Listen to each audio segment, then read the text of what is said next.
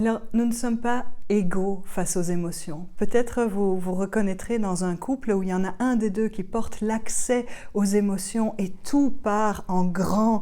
Et on appelle ça en imago, on appelle ça la tempête de grêle. C'est la personne qui va dire et réagir de manière cash au moment où ça se passe. Et moi, je vois toujours l'image d'un chariot avec des chevaux. Et je viens de tomber du cheval, mais je suis encore dans l'étrier et le cheval part au galop. Et c'est mon émotion qui me drive en fait. Et au final, j'arrive pas à suivre. Et ce que je disais dans la vidéo précédente, c'est parler de son émotion, c'est être revenu sur le cheval, pouvoir tenir les rênes et vraiment aller avec le cheval, avec l'émotion. Donc, dans les couples, on va retrouver la tempête de grêle qui est celle qui tempête, hein, comme son nom l'indique, et qui va peut-être extrapoler les émotions. Et en face d'une tempête de grêle, pour équilibrer, parce que c'est quand même une des voies du couple naturel, c'est de chercher l'équilibre. C'est en ça qu'on est très organique en fait. Et en face de ça, on va avoir une tortue. Et une tortue, son système à elle, c'est de rentrer dans sa carapace, d'attendre que ça passe, de se protéger, de se refermer, de se replier. Là aussi, ça va être intéressant de voir comment on peut comment tu peux m'inspirer, toi la tempête de grêle, à pouvoir dire un peu plus mes émotions et ne pas attendre que mon vase soit plein pour enfin dire quelque chose, de ne pas accumuler. Et la tempête de grêle pourrait s'inspirer de la tortue pour sentir qu'il n'est pas toujours bon de tout dire à n'importe quel moment. Et ça va nous inviter à choisir des moments pour se dire et à mettre de la protection, je parlais de sécurité, hein, à mettre de la protection. À quel moment c'est possible pour moi de t'entendre et à quel moment je ne suis pas disponible à ça.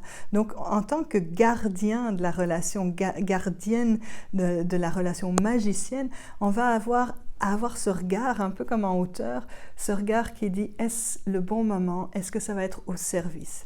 Malheureusement, le trop-plein d'émotions nous invite à vouloir défouler quelque chose. Ce sont des énergies tellement inconfortables dans le corps qui a besoin de se défouler.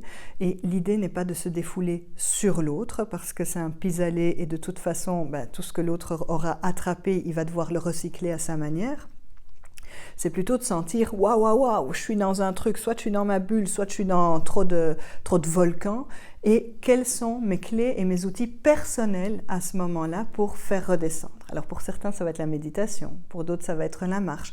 Mais peut-être que c'est mettre son casque avec une musique qui hurle et tambouriner, etc.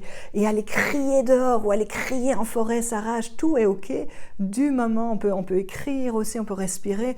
Mais cette invitation à faire quand je suis dans le trop-plein d'émotions ou quand je suis complètement cadenassée dans mes émotions, qu'est-ce qui va me faire du bien pour pouvoir retrouver un état stable et où finalement mon cerveau,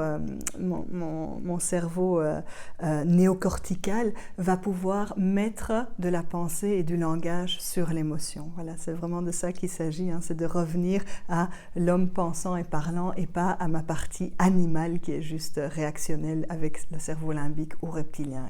Alors peut-être tout ce chapitre sur les émotions, ça peut faire violence pour quelqu'un qui se dit « mais moi je ne sais pas ce que je sens, moi je ne suis pas comme ça, je suis plutôt à penser, à analyser, à regarder les choses ». Et dans un couple, peut-être qu'il y en a un qui va avoir envie de tirer en disant « mais dis-moi ce que tu ressens, dis-moi ce que tu penses, fais comme moi, exprime, vas-y ». Et que de plus en plus, il y a comme quelque chose qui se bloque. C'est toujours l'idée de sortir de son mécanisme pour essayer de rentrer dans celui de l'autre, non pas pour devenir comme lui, mais pour s'émerveiller.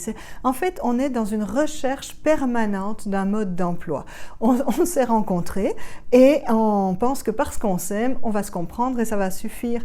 Mais en fait, c'est « donne-moi ton mode d'emploi. Dis-moi ce que ça te fait quand moi je m'exprime comme ça et comme ça. » Et parce que peut-être la réponse, ça va être « mais tu me fais peur, tu me tétanises, tu me ramènes au fait que moi je sais pas. » Et chaque fois que je vais inviter la personne à parler d'elle dans le présent de notre lien, de notre relation, ça va déjà amener petit à petit quelque chose de l'émotionnel.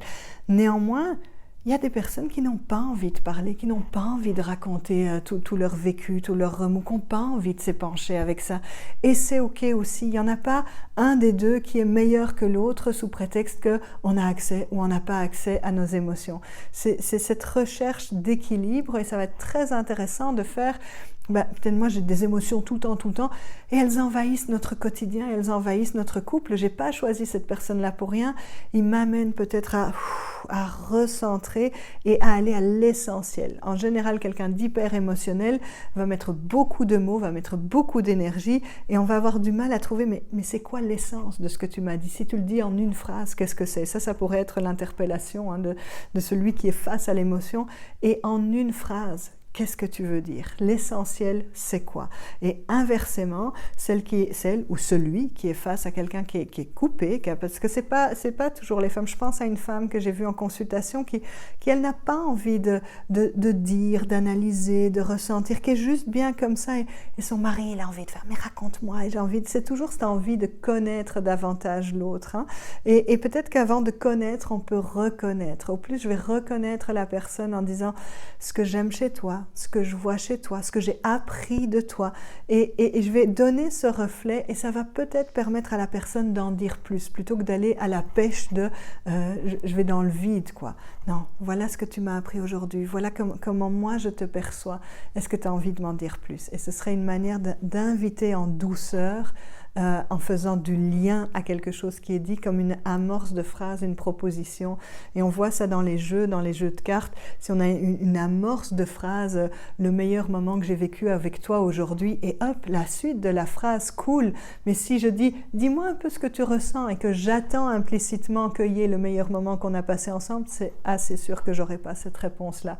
Donc voilà, c'est une manière de rentrer dans le jeu aussi, de pouvoir s'offrir des manières si je veux faire parler mon partenaire, je vais jouer avec lui, avec des amorces de phrases, avec des cartes, et on va travailler cette notion du dire des choses sur son ressenti. On va les travailler en dehors de la relation pour les ramener dans la relation ensuite.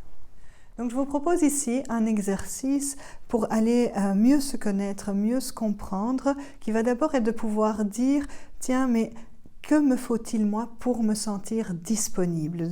À quel moment de la journée je le suis? Je suis plutôt du matin, je suis plutôt de l'après-midi, le soir je suis crevée, c'est pas possible. Donc quelles sont les meilleures heures pour vous pour être disponible?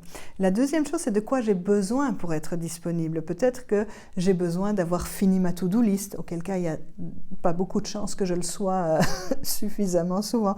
Peut-être que j'ai besoin de ne plus avoir de gestion quotidienne à faire à ce moment-là. Peut-être que j'ai besoin d'être dehors ou en nature avant de pouvoir me rendre disponible parce que j'ai besoin de m'oxygéner et de respirer. Donc chacun va aller à la recherche de cette notion de quoi ai-je besoin pour être disponible et quels sont les moments où je me sens le plus disponible. Et c'est déjà une manière d'échanger là-dessus.